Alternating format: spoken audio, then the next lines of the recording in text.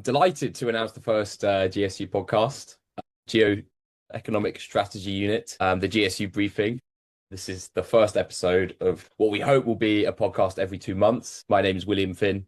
I onboarded with the GSU a few weeks ago as a research analyst, and I'm going to be running this podcast with a colleague of mine, Vrinda, alternating hosting. And this is basically just the introductory podcast. So given it's the first one, there seems no better place to start than with our amazing director, Ishan. So yeah, welcome, Ishan. Thank you. Thank you for having me, William. It's great to see the initiative picking up steam and quite a lot to do with this podcast. I think it's going to become a fantastic forum for sophisticated conversations with industry leaders, our own analysts, and people who are working both within the GSU at the intersection of geoeconomics and the practitioners whom we work with at the end of the day, and also all kinds of scholars and thought leaders. Yeah, absolutely. Having just joined, it's clear you've some really interesting clients already working with the GSU. So I think probably the best place to start, given who we are and what we do, is to kind of lay the context of what is geoeconomic. What is geoeconomics? A, what is geoeconomic strategy? B, and why is it suddenly, so much more important? I don't think when I was growing up, I ever heard geoeconomics when I was at school, but in the last, 10 years, you seem to hear it all the time. So yeah, fill us in. So the concept behind geoeconomics is basically using that this is a very state-centric term where countries are not confining their competition for resources, for power within the traditional military or political realms. The competition between states is now, I would say, expanding into new spheres. So people talk about the technological sphere where, AI and the use of autonomous weapon systems, for example, is a arena for state competition. Economics is also emerging as an arena for state competition now. This is explicitly clear in the Trump administration, but also beyond the Trump administration for a number of years now, where economic instruments such as sanctions, export controls, and quotas, etc., are being used by countries as instruments of power to essentially advance their interests on the world stage. So you've got countries looking after their own interests, and they will use economic instruments to ensure that their interests prevail over those of their adversaries, and also now increasingly over allied countries who are traditionally politically allied with each other, but they compete for the same resources, they compete in the same economic markets, and no country wants to be left behind. Yeah, absolutely. And it's certainly an interesting turn to how we've previously perceived international relations, but previously, it was just this massive realism, it's state versus state, military capacity. And I think, as you alluded to there, as America kind of steps back from their role as this kind of global protector, countries are slightly more on their own, as you say, the allied countries, especially in Europe, having to look out after themselves more. And, these new supply chains with China, their kind of soft power, their BRI initiative, it's certainly more focused on the geoeconomic side. That brings me to the second part of your question, which is what about the strategy bit, right? Now, if you're talking about this complex global environment where you've got not only different states competing with each other, but different interests competing with each other, it is important to note that it is no longer states that are part of this arena. You've got a lot of different stakeholders who are not directly political actors. They are business people, they're parts of supply chains, they're in the services sector, they're insurers, etc., etc. The effects of state competition, of geopolitics in general, is now being felt by different players in the supply chain that traditionally thought that they were insulated from this sort of competition, or they just were too far away from any kind of geopolitics that they should price in their efforts or effects in their business models and their strategies. But that has clearly shifted. That is another areas of thinking in today's world, right? What we're seeing now is different multinational enterprises, medium scale enterprises also being impacted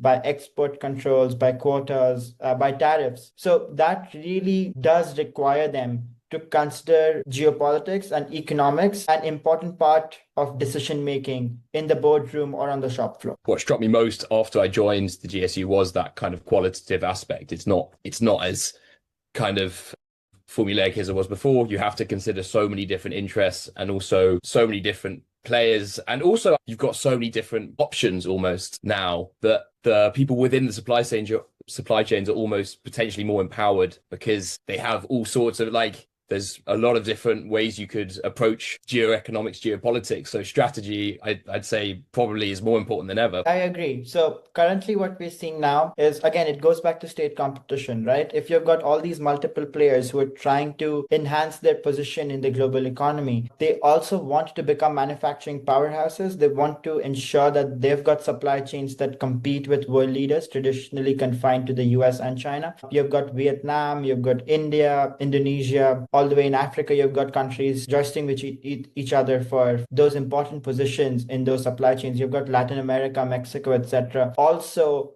taking this very seriously now. So basically what I mean to say is, if you're a company and you've got all of these different options, you've got all these different countries with different policies, with different external vulnerabilities, with different state capacities, because you not only have to consider if this is going to diversify my supply chains enough, you also have to consider if the areas or the geographies that I am expanding into as a business, do they have the state capacity in terms of logistics, manufacturing, the services sector, external logistics too, in terms of ports, airports, etc. Do they have that state capacity, power, energy to support this massive industrialization push that they are going for?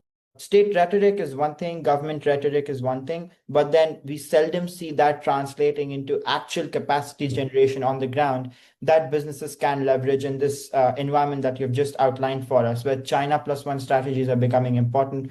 Diversification is becoming increasingly critical to success, and everyone is looking out for resilience now, just to be able to absorb the multiple shocks that the global economy is presenting us with. Yeah, and I just coming back to what you said about the headline, it's a very headline dominated space. Obviously, countries are in it for themselves. They want to produce headlines which are favorable and maybe portray a picture which isn't actually accurate, and the capacities aren't actually there. So in that sense, I think the GSU does have that kind of edge because it's all factual based, a lot of different angles. Let's get into the meat and bones of what kind of we provide. So the founding motivations for the GSU, what were they? So when I looked at all of this in terms of an academic lens, it was really interesting. But it was also very clear to me that there's a very strong commercial angle to all of this. And this is really the need of the hour for businesses large and small across the world. Now, with traditional consultancies, what I felt was they were also trying to get in on the action,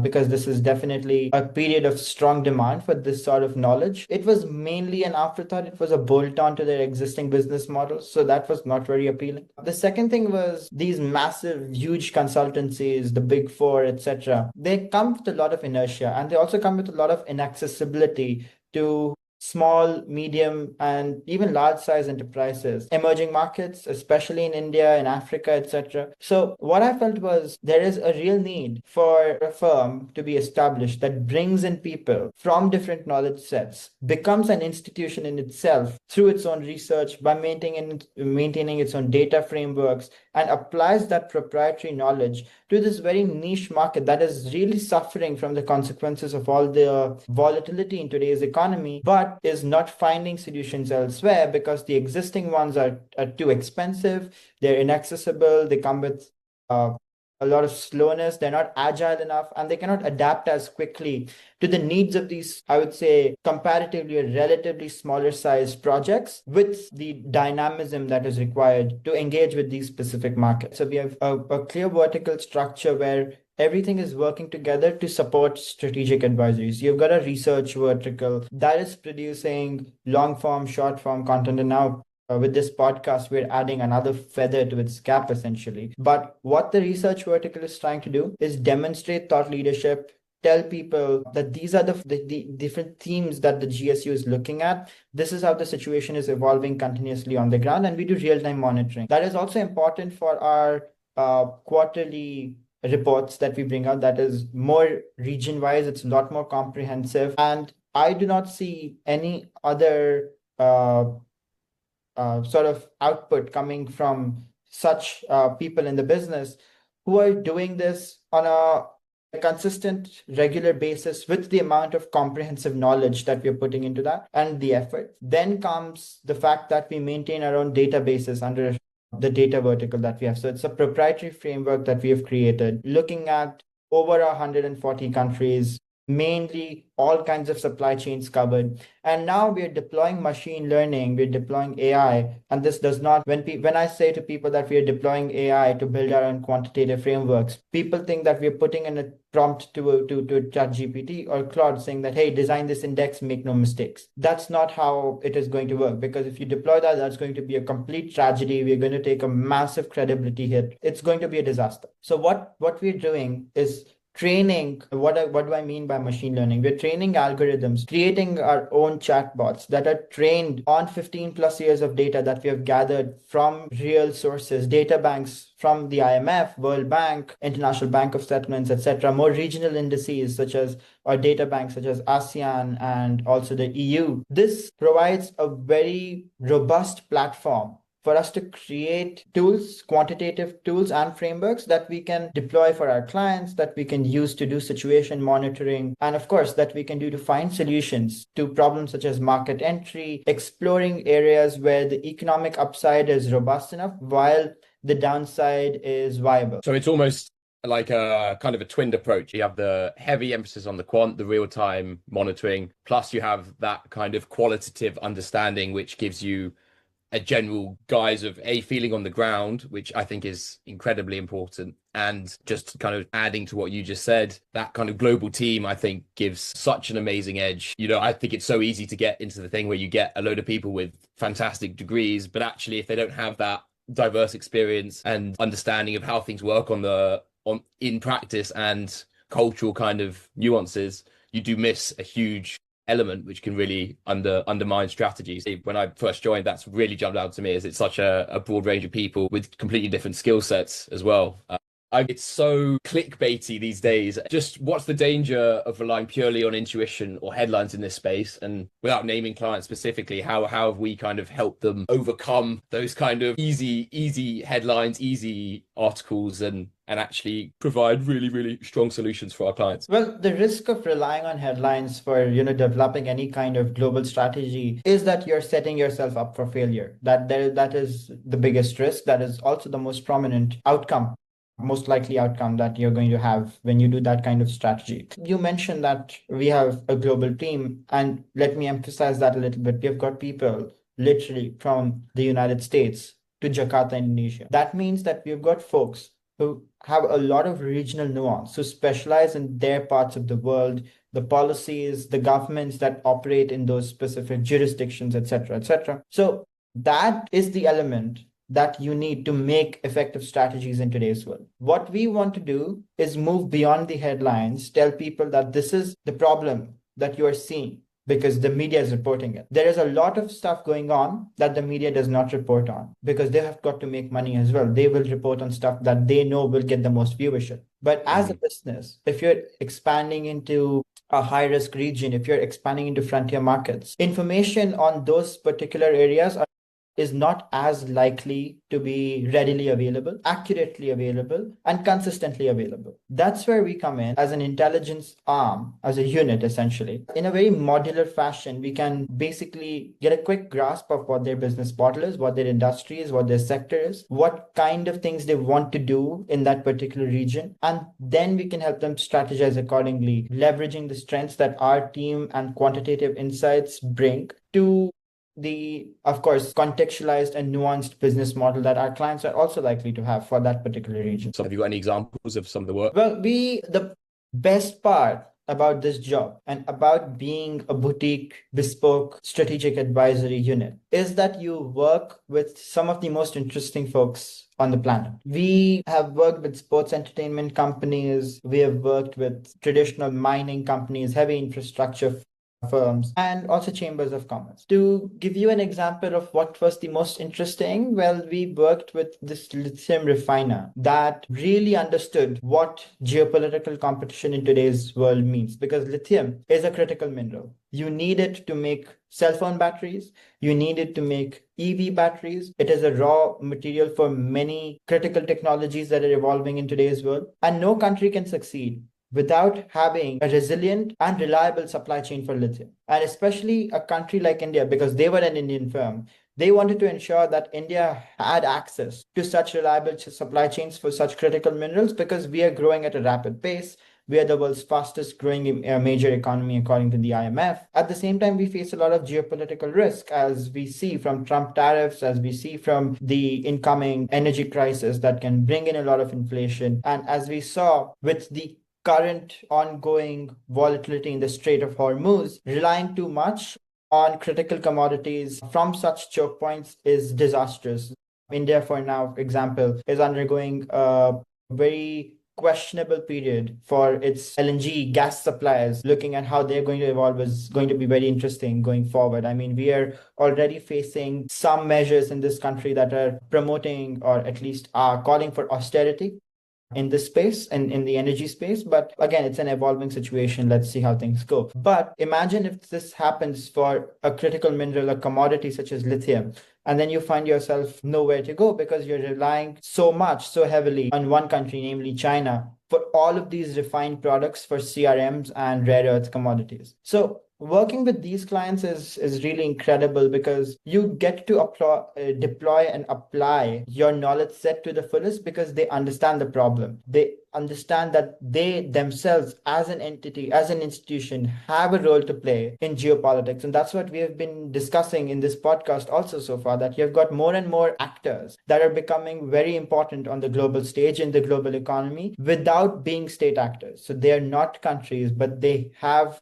very, very important supporting roles to play to ensure that economic strategies and political strategies are paying dividends in the long term. Most definitely. Most definitely. So you alluded again to more and more players, more and more people with a bit of influence. Which regions, which sectors do you think quite underestimated right now, a lot of potential in the future? Well, sectors is a difficult thing to call, but region-wise, we're doing a lot of work in the CIS right now, in Central Asian economies. And I must say, they're the best prepared, in my opinion, to take advantage of all the opportunities that are coming their way. They're also quite underinvested in. We're now seeing quite a lot of attention being paid to their energy reserves, their geological reserves in terms of rare earth and critical minerals, etc., with more and more countries investing in them. The Development Finance Corporation of the United States signed a long-term framework for mineral supply chains with Uzbekistan right now, for example. And these sort of milestone agreements are paving the way for Central Asia to really attract a lot of investment from the rest of the world, because when they see that a credible player such as the DFC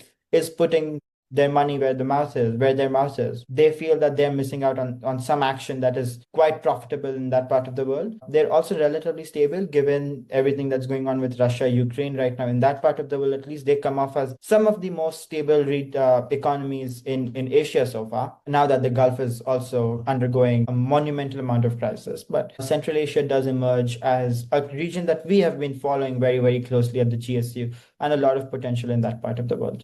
It's all these new players coming in, all these new kind of state actors, interesting regions emerging. Obviously, you need a wing that kind of focuses on policy, because individual policy of countries do affect things a lot too. But then also you've got to focus on the qualitative elements. In terms of how we kind of go about combining those different things, how do we make sense of basically disparate bits of information and make them into a coherent whole? It's all about nuancing your approach to what the client requirement is, right? So depending on what kind of client we're working in what kind of sector, and what is it that they want to do exactly in that particular part of the world, our approach changes. So sometimes we'll be doing a very, very thorough and nuanced research into one specific kind of stakeholder, be it a state-owned enterprise in Central Asia, for example, if they want to refine something, or if they want to extract minerals from them, what sort of policies exist in and around that? What are the export controls looking like? Who are the first buyers that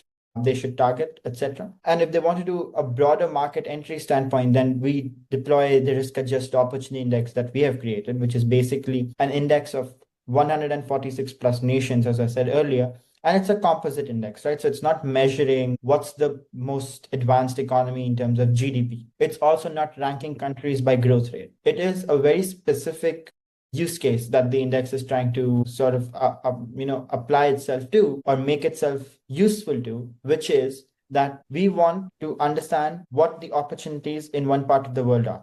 Because of course, if you're a business and you're looking at interest in some part of the world, that's because you see some opportunities there.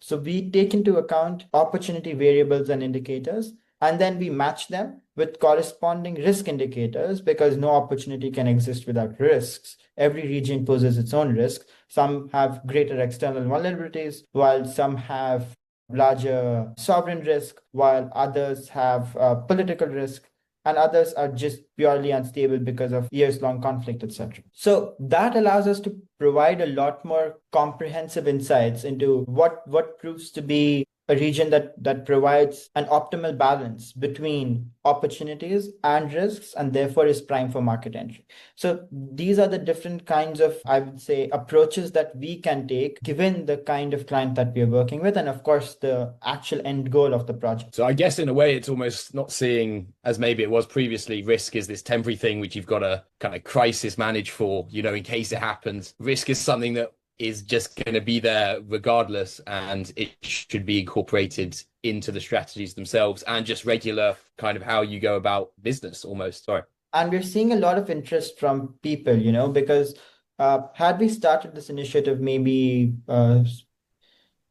even 6 years earlier, it would not really have worked out that well, because people, I would say, were not really ready. The market was not mature enough for this kind of enterprise. What we are seeing now is a lot of people asking the right questions, because they're impacted by it in real time. And if they're not impacted themselves, then they're seeing that other stakeholders in the sectors that they operate in are being impacted, and they want to insulate themselves from the worst possible outcomes. Naturally, that's human nature. So when people ask the right questions, when you see that there is a clear need that needs to be addressed or that can be served, then it is really great to operate in such a market right now. And I would say businesses large and small, the integration of supply chains today is such that everyone understands that no matter what crisis erupts in any part of the world is bound to impact them in some way. Maybe the prices are going to go up, maybe they'll have to deal with inflation, therefore maybe there are going to be disruptions to shipping lanes, shipping times, or they're just going to be facing high tariffs, which is going to lead them to sort of reprice how they do business on a very fundamental scale. So these challenges are now omnipresent in such a way that there is really a need for tailored solutions. And as you said, pre-packaged risk assessments are not going to cut it anymore. Now we are seeing a lot of businesses doing extended due diligence from a geopolitical standpoint and doing it early rather than, keeping it for later. It's like the world is becoming more globalized. You can't stop it, but the world isn't necessarily falling into place with that. So you have to, it's not becoming a peaceful place. In terms of the organizations which you think will do best in this kind of new environment, what they're prepared for, their outlook be like? Well, the outlook is not, in my opinion, to insulate yourself and become inward looking, because you said that the world is more volatile than ever. But at the same time, opportunity is higher than ever. So the people who get it right are going to see dividends that nobody has ever seen so far. And that means that we are seeing a lot more companies becoming a lot more interested in being better prepared for market entry. So they're asking for more baseline assessments. They want to know who different stakeholders are, what the interests of those specific stakeholders are, so that they can align themselves better to serve individual markets. They can align themselves better with the needs of different consumers. And if they're serving governments, if they're a B2G company, then they want to know what is it that the government lacks currently, what are the deficiencies, what deficiencies are in those particular market, so that they can bring in their skills, they can bring in their abilities to basically bridge gaps that have not yet been possible in that part of the world because it's not open for business yet, or the opportunities or the risks were too high. But now that they're better prepared, they can bring in their unique set of skills to basically serve a market that was previously underexplored or unexplored. Some closing remarks for this first podcast.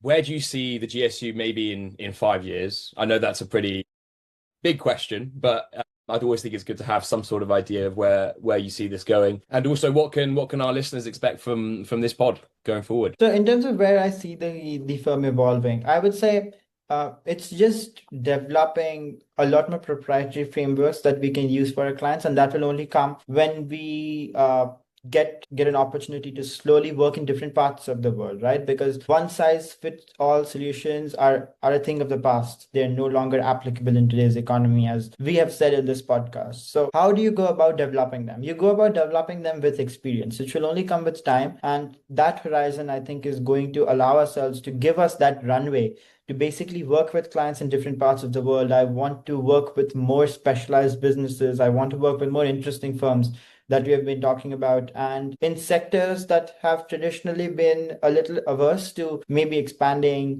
maybe getting on the kind of help from strategy firms or geopolitical intelligence firms. But now that the GSU is sort of positioning itself as a more approachable, as a more agile team of people who can really apply their core set of skills to specific tasks, to specific businesses, and to specific parts of the world, I think we are really well positioned to simultaneously work with clients, use that information, create a feedback loop for ourselves, develop our tools, refine them, and then apply them better. So that's just how it's going to evolve, and we're going to get better with time. That's the sort of path I envision for ourselves. In terms of this podcast, more specifically, I think, like I said earlier in my very first sort of opening remarks, that this really is going to become a forum for sophisticated conversations with thought leaders and industry experts worldwide. And it's also going to give our analysts an opportunity to speak and interact with our audience, because traditionally written content is fine. A lot of people read it, a lot of people digest it. But I think this is just going to be a great visual platform for people, and a fantastic editing team as well to show off some of their skills. And for the listeners, it's going to be a great place to get a grasp of what important themes practitioners are looking at, rather than having a great academic discussions and it's all talk, but nothing comes out of it. Rather than now, when we're speaking with industry people, we understand that, oh, these are the themes that they're looking at, because this is crucial for them from a commercial standpoint and a success standpoint. At the same time, once they understand that, we understand what's the practical implication of a theoretical risk, of a bigger geopolitical risk, which seems very grand at first and out of reach for many stakeholders. But once they understand that this is the nitty-gritties in terms of practical application, it is affecting me in ways that I can maybe change a few things and perform better in this climate. Definitely. I mean, I guess it's so easy to see the theoretical, the big picture, but actually for business leaders or people, industry experts, as you say, like pinch points could be really small, tied to tiny bits of policy, which you don't consider when you're just considering the big theoretical arguments. I think in all kind of levels of politics, it's so easy to kind of miss some of those really fundamental, practical points. Yeah. This podcast is going to make geoeconomics less intimidating, a lot more approachable. 100%. And at least for my end, I can't wait to get started. I'm sure we're going to have some wicked guests on this pod too. I've had a chance to meet pretty much most of the team now. So yeah, lots more to come. Ishan, thank you so much for coming on for this first one. We had a good conversation there, laid some of the groundwork. Thanks for having me, Will. It's been a fantastic conversation, and I think it's just telling people there's a lot more to come. Let's do it. Right.